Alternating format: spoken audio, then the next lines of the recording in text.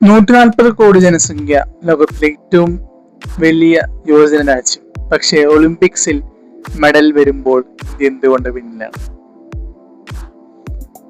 ഇത് ടാലന്റ് കുറവാണോ, അതോ നമ്മുടെ സ്പോർട്സ് ബിസിനസിന്റെ പ്രശ്നമാണോ? ഈ വീഡിയോയുടെ അവസാനം വരെ കാണും. സ്പോർട്സ് എന്തുകൊണ്ട് ഇന്ത്യയിലെ പിന്നിലാണ് എന്ന യഥാർത്ഥ കാര്യം നമുക്ക് നോക്കാം. പ്രധാനമായിട്ടും നമ്മൾ നോക്കാൻ പോകുന്നത് ഫുട്ബോൾ എന്ന് പറയുന്ന സംഭവത്തെ കുറിച്ചാണ്. Okay, first one, cricket dominance. ഇന്ത്യയിലെ സ്പോർട്സ് എന്ന് പറഞ്ഞ പലർക്കും ആദ്യം ഓർമ്മ വരുന്നത് ക്രിക്കറ്റാണ്.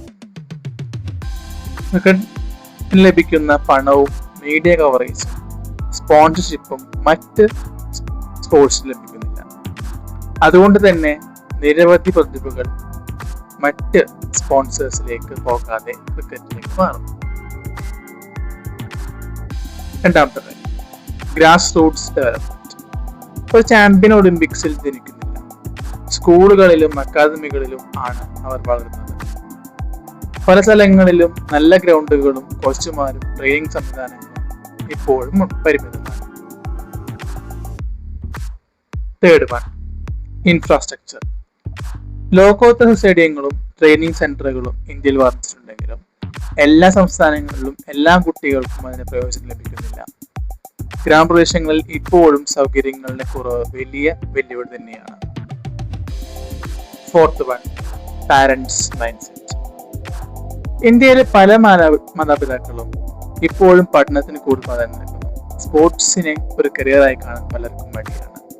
അതുകൊണ്ട് തന്നെ നിരവധി പ്രതിഭകൾ തുടക്കത്തിൽ തന്നെ പഠിപ്പിച്ചിരിക്കുന്നു. Fifth one, scientific training.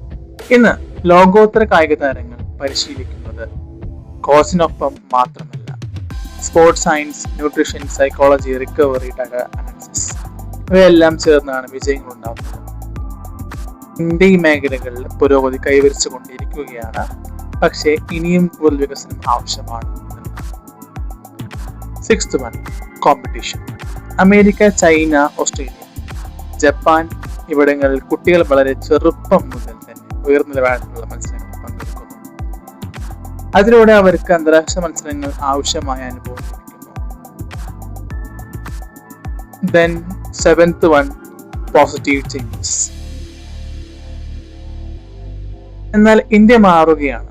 Neeraj Chopra, PV Sindhu, Meerabai Chanu, Gunesh, hockey ടീമുകൾ ഇവർ തെളിയിച്ചത് ഇന്ത്യക്ക് ലോകോത്തര താരങ്ങളെ സൃഷ്ടിക്കാൻ കഴിയുമെന്ന് തന്നെയാണ്. കൂടുതൽ അക്കാദമികളും സർക്കാർ പദ്ധതികളും സ്വകാര്യ നിക്ഷേപങ്ങളും ഇന്ത്യയുടെ ഭാവിക്ക് പ്രതീക്ഷ നൽകുന്നു. ഓർക്കുക, ഇന്ത്യ ടാലന്റിൽ ഒരിക്കലും പിന്നിലല്ല. ഇന്ത്യക്ക് ടാലന്റ് ഇല്ലാത്തത് കൊണ്ടുമല്ല സ്പോർട്സിൽ പിന്നിലാകുന്നത്.